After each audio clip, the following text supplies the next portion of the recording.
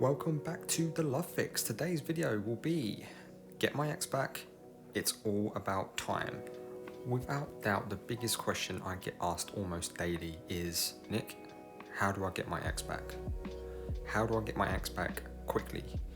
And the answer is typically quite brutal. The fact is, it won't happen quickly. Now, that's quite a broad statement. Obviously, I don't know your specific breakup situation. Sometimes couples just break up in the heat of the moment and they're back together the day after or a couple of days after.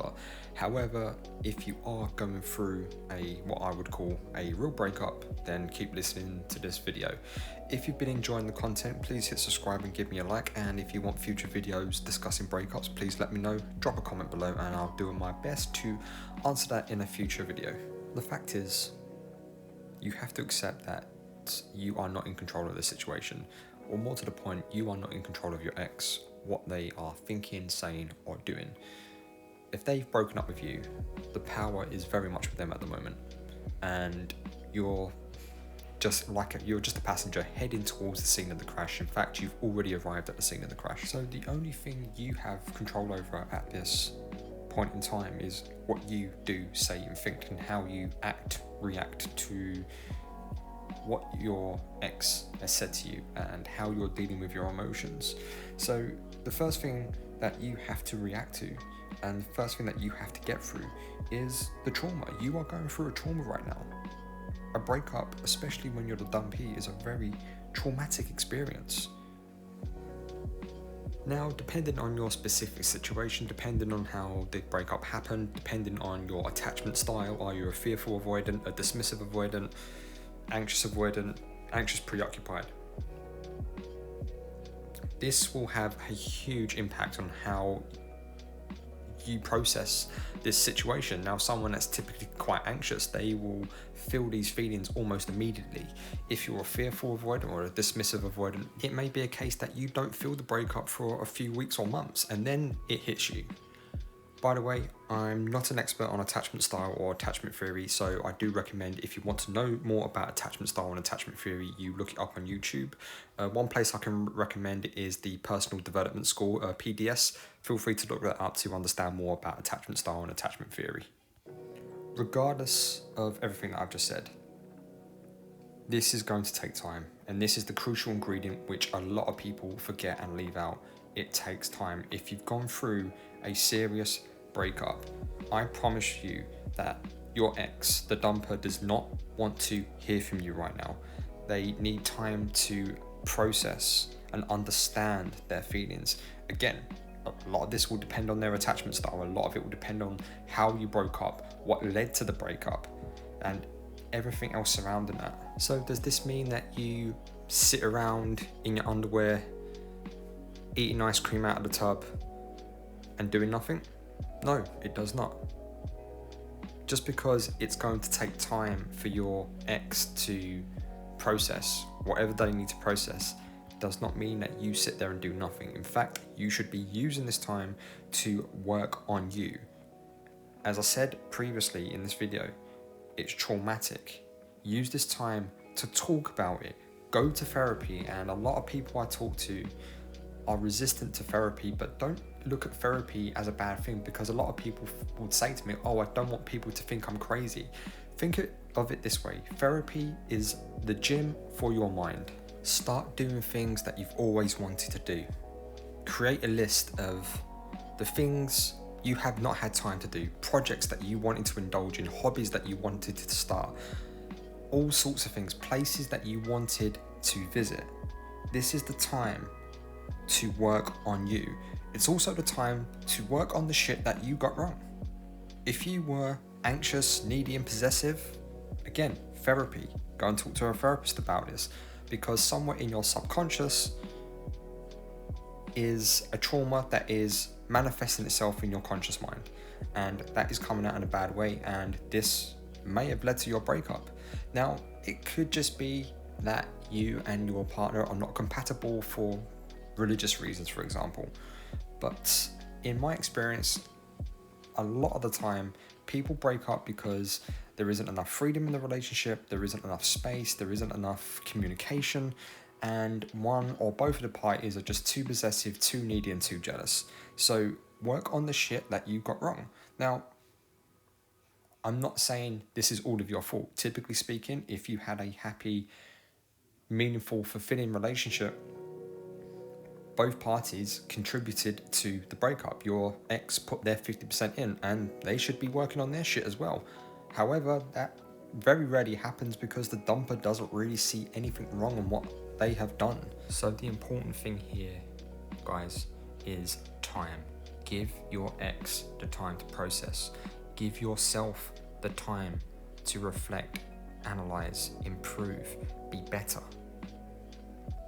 And my final tip today, and the most important tip, to quote Corey Wayne, give them the gift of your silence. They will start to wonder why you are not contacting them. They will start to feel rejected themselves. They will start to question themselves. Did I make the right decision here? Why are they not contacting me? What did I do wrong? Maybe they've realized they're better off without me. They start thinking about you and the relationship in a more favorable light. This is known as the fading effect bias, or as we would say in the real world, is looking upon the past with rose-tinted goggles. They start to forget the trauma that happened leading up to the breakup, and this happens when we're kids.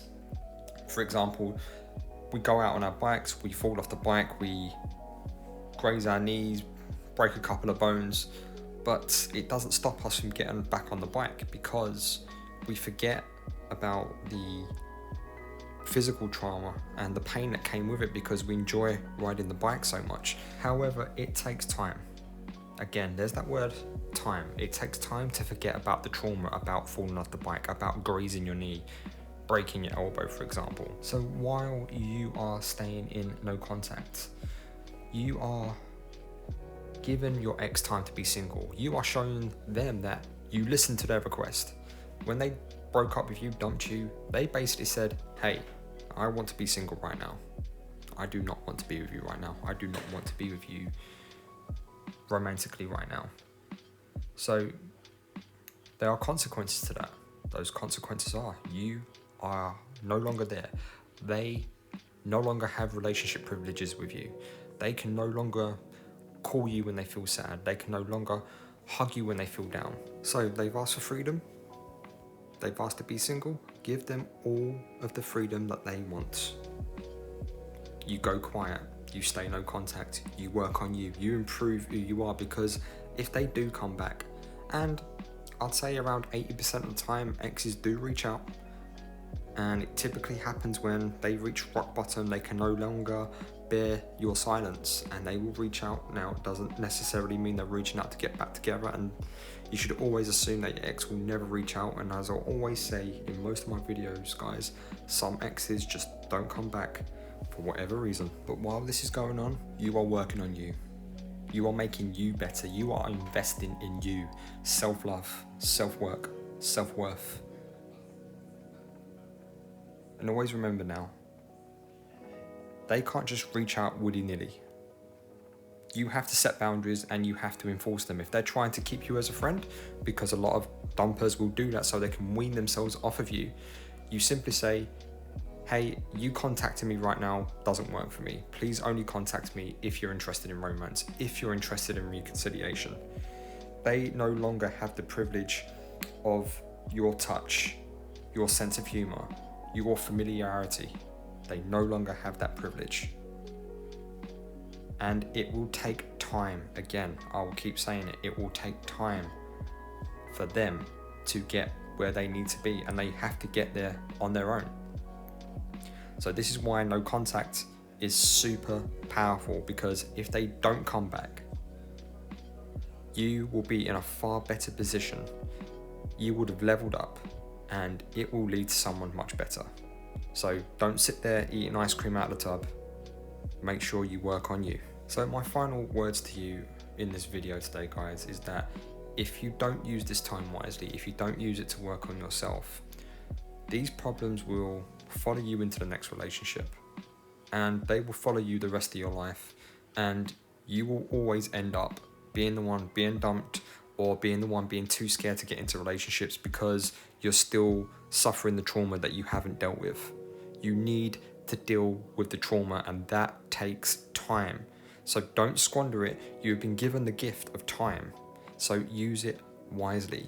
You are now single. There are endless possibilities. One of those possibilities are your ex may come back, and if they do come back, you need to be a new and improved version of yourself. You need to have fixed shit that caused the breakup.